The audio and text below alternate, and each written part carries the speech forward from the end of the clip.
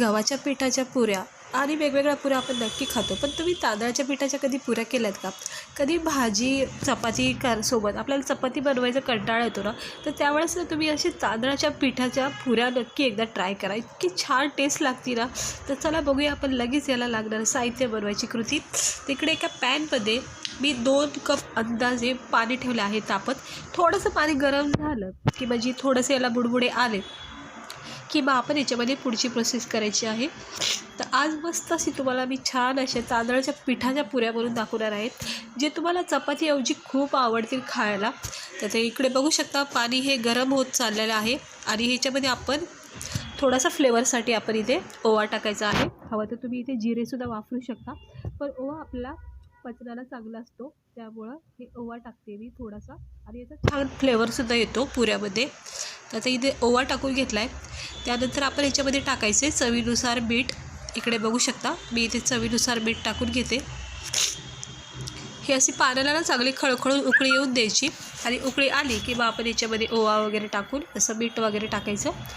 खूप छान अशा पुऱ्या मी तुम्हाला आज दाखवते तांदळाच्या पिठापासून बनणाऱ्या. आणि याच्यावर थोडीशी कोथिंबीर टाकायची. म्हणजे कोथिंबीर ऑप्शन आहे, नाही टाकली तरी काही हरकत नाही, पण चांगल्या छान लूक येतो पुऱ्याला. आणि अर्धा एक चमचा तेल टाकायचं, आपलं रिफाईंड ऑइल, किंवा इकडे तुम्ही तूपसुद्धा वापरू शकता, पण शक्यतो तेलच वापरा. चवीनुसार मीठ टाकली, ओवा टाकला, थोडी कोथिंबीर टाकली पाण्यामध्ये, गरम पाण्यामध्ये. आता आपण याच्यामध्ये हे तांदळाचं पीठ टाकायचं. रेडीमेड भेटतं किंवा घरीसुद्धा तुम्ही तांदळाचं पीठ तयार करू शकता. तांदूळ स्वच्छ धुवून मग मिक्सरमध्ये बारीक वाटण करून तांदळाचं पीठ तयार होतं.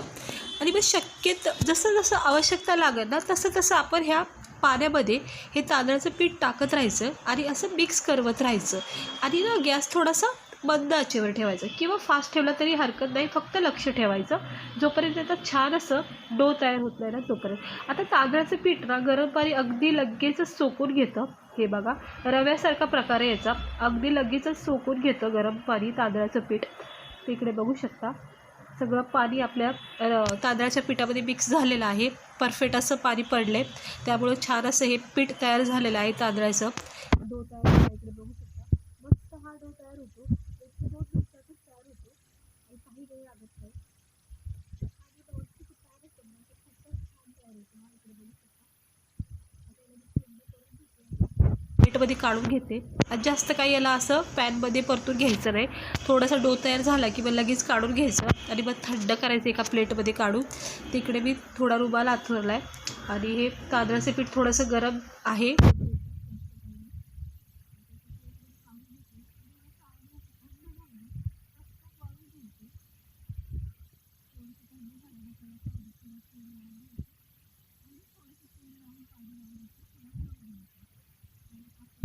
पॅनमध्ये फक्त याला मिक्स करून घेतलेलं आहे, त्यामुळे याला चांगलं असं थोडंसं मळून घ्यायचं हलक्या हाताने.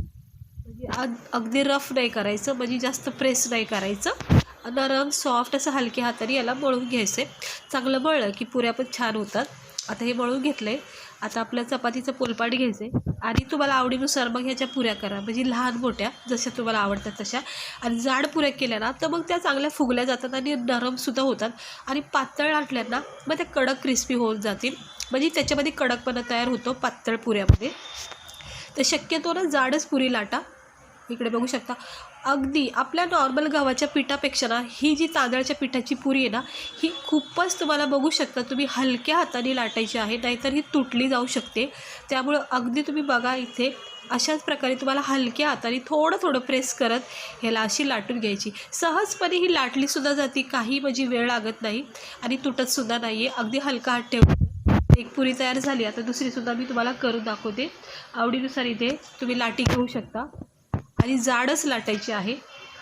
जर तुम्हाला नरम सॉफ्ट आणि अशा फुगलेल्या पुऱ्या हव्या असतील तर जाड लाटी घ्या आणि हलका हात असा हलका हात ठेवायचा. सहजपणे लाटली जाते पुरी. या तांदळाच्या पिठाच्या पुऱ्याला खूप छान लागतात. एकदा नक्की ट्राय करा तुम्ही. चपाती वगैरे करायचा रोजच कंटाळा येतो आपल्याला, तशा वेळेस ना अशा पुऱ्याला खूप छान लागतात. आता मी एवढ्या सगळ्या लाटून घेतल्यात आणि बाकीच्या मी नंतर लाटून घेते. हे 5-6 लाटून झालेले आहेत, सहजपणे लाटले गेलेले आहेत आणि ह्या तरी पण पातळ झालेल्या आहेत. त्याच्यापेक्षाही जास्त तुम्ही जाड करू शकता. अशा पातळ केल्या तर मग थोड्याशा कडकपणा येऊ शकतो. आता गरम तेल करायचे आणि मंद आचेवर याला फ्राय करून घ्यायचे, जसे आपण नॉर्मल गव्हाच्या पिठाच्या पुऱ्या करतो तशा. ठीक आहे. एक टाकलेली आहे कारण ही जरा मोठी साईज झाली आहे म्हणून एकच टाकून घेतली आहे. थोडंसं याला फ्राय करून मग दुसरी टाकून घेते. बघा 2 पुऱ्या मी इथं टाकून घेतल्यात आणि याचा रंग बघायची. कोथिंबीर जी टाकली आपण ती खूप छान याच्यामध्ये स्टफिंग झालेली आहे आणि मस्त लागतात ह्या पुऱ्या. तुम्ही एकदा नक्की ट्राय करा. जर आतापर्यंत केलं नसेल तर नक्की ट्राय करा ह्या पुऱ्या तांदळाच्या पिठाच्या. हे बघा अशा मस्त क्रिस्पी कडकडीत अशा ह्या पुऱ्या तयार होतात, पातळ असल्या तर. आणि जर जाडसर असेल ना तर मग नरम सॉफ्ट होतात. आता ह्या पातळ होत्या म्हणून ह्या कडक झालेल्या आहेत. आता मी थोड्याशा 2 पुऱ्यातनं जाडसर टाकते, त्याचं तुम्ही डिफरंट बघा. हे बघा ह्या जाडसर पुऱ्या टाकते मी. ह्या कशा फुगून निघतात तुम्ही लक्ष ठेवा. जाडसर आणि पातळ पुऱ्याचा मी तुम्हाला अंतर दाखवलेला आहे. इकडे बघू शकता ह्या जाड पुऱ्या आहेत आणि त्या अगोदर होत्या त्या पातळ होत्या म्हणून त्या कडक झालेल्या आहेत. आणि ह्या जाड पुऱ्या असल्यामुळं ह्या लगेच तेलावर अशा फुगून निघतात. हे बघू शकता. इकडे बघा कशी फुलली गेली आहे. जी अगोदरची पुरी आपली फुलली नव्हती, ह्या फुलल्या जातात कारण याच्यामध्ये जाडपणा असतो.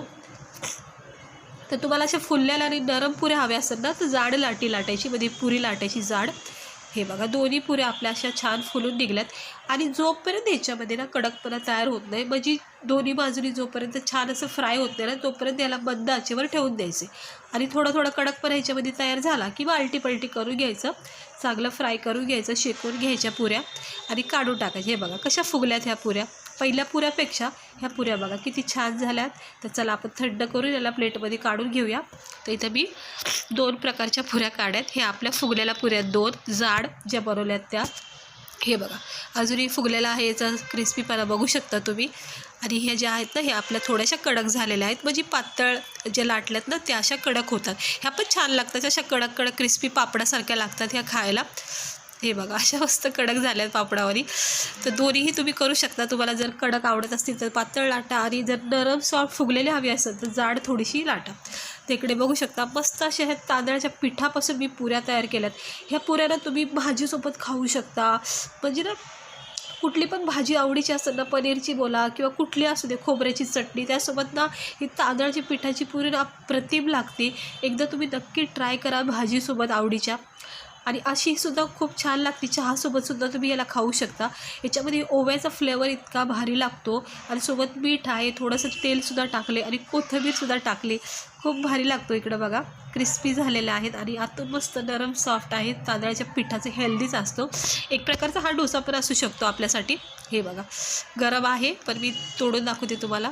हे बघा नरम सॉफ्ट झाले. ही जी फुगली होती ना पुरी आपली, ही नरम सॉफ्ट अशी तयार झालेली आहे आणि खरंच खूपच भारी टेस्ट लागला मला खाता वेळेस. इतकी नरम सॉफ्ट आणि थोडासा ह्याच्यामध्ये जो क्रिस्पीपणा आला आहे ना तो खूपच भारी वाटते.